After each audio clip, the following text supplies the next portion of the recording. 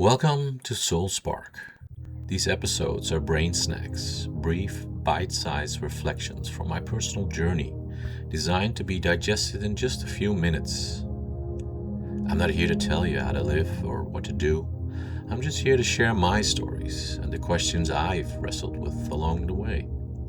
My hope is that by sharing what's moved me, I might just spark something in your soul today. Let's dive in. Episode 10. The Body's Unspoken Story. Imagine you've spent 47 years building a fortress of logic. You've analyzed, strategized, led teams, and solved complex problems with nothing but the power of the mind.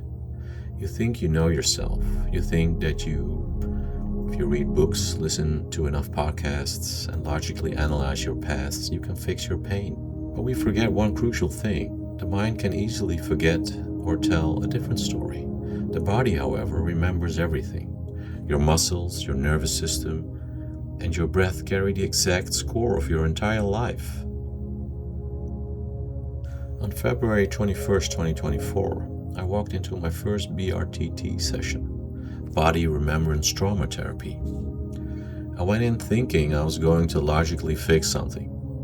I came out realizing that my body had been keeping a diary that my mind was never allowed to read.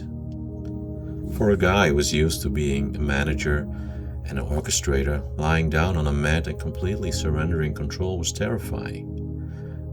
But as I began to breathe, not the shallow breath of the working me, but a deep primal pull, something strange began to happen. My legs started to shake. It wasn't a conscious movement. It was a physical tremor rising up from my muscles.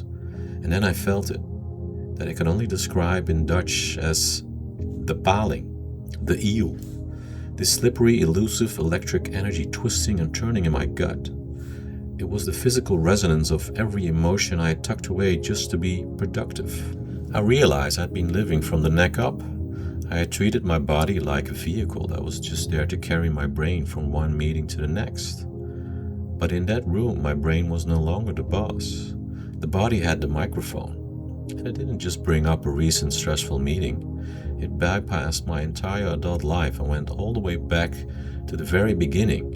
It went back to my birth.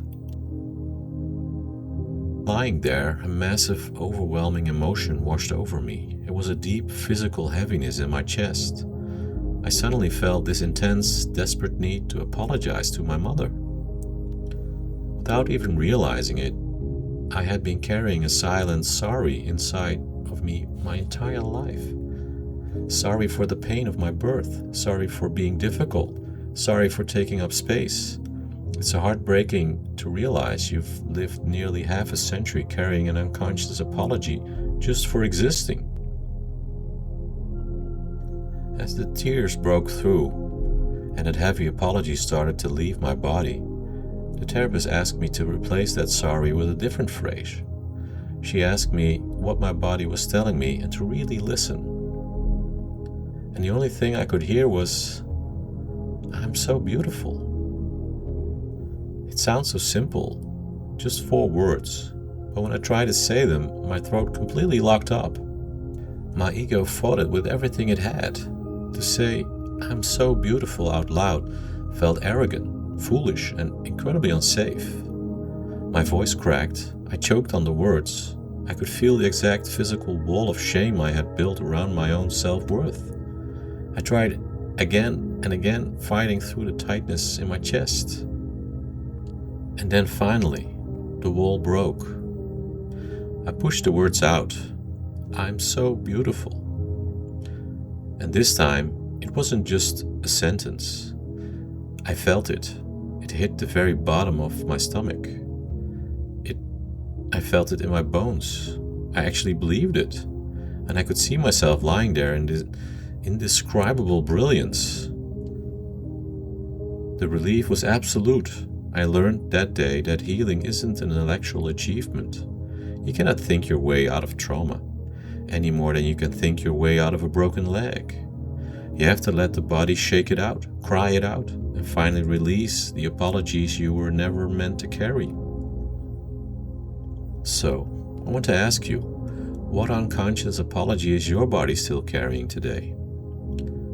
What if the answers you've been hunting for in books and podcasts are actually stored in the physical tension of your shoulders or your belly? What if you looked in the mirror today, looked yourself right in the eyes and said, "I'm so beautiful," and actually allowed yourself to believe it?